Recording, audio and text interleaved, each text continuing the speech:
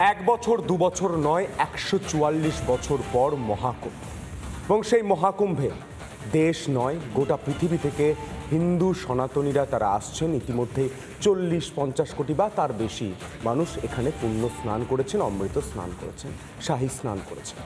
কিন্তু সেখানে যে ঘটনা ঘটেছে, সেখানে যে পুণ্যার্থীদের মৃত্যু হয়েছে ভিড়ের কারণে, তা নিয়ে বিজেপি সরকার, যোগী সরকার, এমনকি দেশের প্রধানমন্ত্রীকেও আপনি প্রশ্ন করতে পারেন।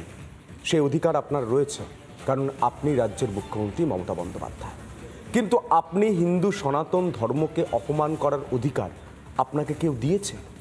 ভালো করে আয়নার সামনে দাঁড়িয়ে প্রশ্নটা করুন, কারণ আজ গোটা বিশ্বের হিন্দু সনাতনী ছিছি করছে এই বাংলাকে। যে বাংলা রামমোহনের বাংলা, যে বাংলা স্বামী বিবেকানন্দের বাংলা, যে বাংলা রামকৃষ্ণদেবের বাংলা, সে বাংলায় আজ যেভাবে রাজ্যের মুখ্যমন্ত্রী বলছেন মৃত্যুকুম্ভ পৌলমী, এটা লজ্জার। একদমই তাই সন্তু। এখানেই প্রশ্ন উঠছে, মমতা বন্দ্যোপাধ্যায় এবারে প্রথম নয়, এর আগে যখন রাম মন্দির তৈরি হয়েছিল অযোধ্যাতে, ঠিক একইভাবে রাজনীতির বিষয়টা উস্কে দিয়েছিলেন মমতা বন্দ্যোপাধ্যায়। তিনি কি বলেছিলেন? যে নির্বাচনী গিমিক, কোট আনকোট বলেছিলেন নির্বাচনী গিমিক। আর এবার মহাকুম্ভকে তিনি প্রকাশ্যে কি বলছেন? মৃত্যুকুম্ভ। ভাবুন একবার, এভাবেই প্রকাশ্যে সনাতন ধর্মকে অপমান করছেন মমতা বন্দ্যোপাধ্যায়। অর্থাৎ হিন্দু সনাতন ধর্মকে অপমান করাটাই কি ট্রেন্ড হয়ে যাচ্ছে? এটাই সব থেকে বড় প্রশ্ন। কিন্তু আমরা প্রথমেই আপনাদের শোনাবো চা আড্ডার খবরে মমতা বন্দ্যোপাধ্যায় বিধানসভায় দাঁড়িয়ে, বিধানসভায়, কোনো রাজনৈতিক মঞ্চ নয়, বিধানসভায় দাঁড়িয়ে ঠিক কি বলেছেন শুনুন। মহাকুম্ভ আমি নাইবা বললাম, ওটা এখন মৃত্যু কুম্ভ হয়ে গেছে, মৃত্যু কূপের মতো। আমি মহাকুম্ভকে সম্মান করি, আমি শ্রদ্ধা জানাই। প্ল্যানিং না করে এত হাইপ তুলে এত লোকের মৃত্যু বললেন ৩০ জন, কথাটা কি সঠিক? কত ডেড বডি ভাসিয়ে দিয়েছেন নদীতে। ৮ বার আগুন লেগেছে বড় লোক আর ভিআইপিদের জন্য,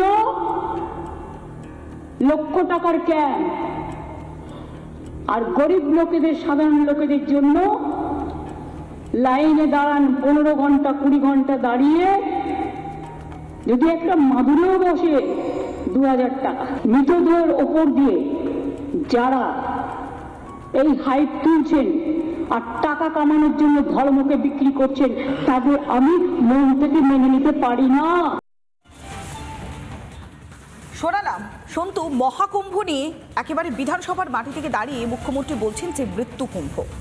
সনাতন ধর্ম, হিন্দুদের যে কালচার, সেই সংস্কৃতি, সেই ভাবধারাকে কার্যত জলাঞ্জলি দিয়েছেন। আরও একটা বড় বিষয়, বিধানসভায় দাঁড়িয়ে মমতা বন্দ্যোপাধ্যায়কে যখন চাচা ছোলা একের পর এক আক্রমণ করেছেন বিরোধী দলনেতা শুভেন্দু অধিকারী, তখন নিজেকে ব্রাহ্মণ বলে পরিচয় দিতে হয়েছে মমতা বন্দ্যোপাধ্যায়কে। অর্থাৎ নিজের ধর্মের পরিচয় দিতে হয়েছে মমতা বন্দ্যোপাধ্যায়কে। এই পরিস্থিতি তৈরি হলো কেন? বিরোধী দলনেতা ঠিক কী ভাষায় আক্রমণ করেছিলেন একবার শোনা।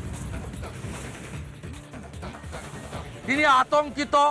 মহাকুম্ভের পুণ্য স্নান এক হয়েছে হিন্দুস্তান, কুম্ভের গোটা পৃথিবীর সনাতনীদের পবিত্র সঙ্গমে পুণ্য স্নান, এবং তাকে কেন্দ্র করে যে গোটা পৃথিবীর হিন্দুরা অনেক দিন পরে ঐক্যবদ্ধ হয়েছে, স্রোতের মতো গেছেন হিন্দুরা।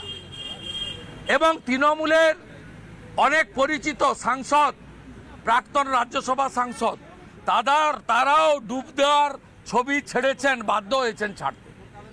তাই মুখ্যমন্ত্রী আজকে ভয় পাচ্ছেন কুম্ভকে দেখে।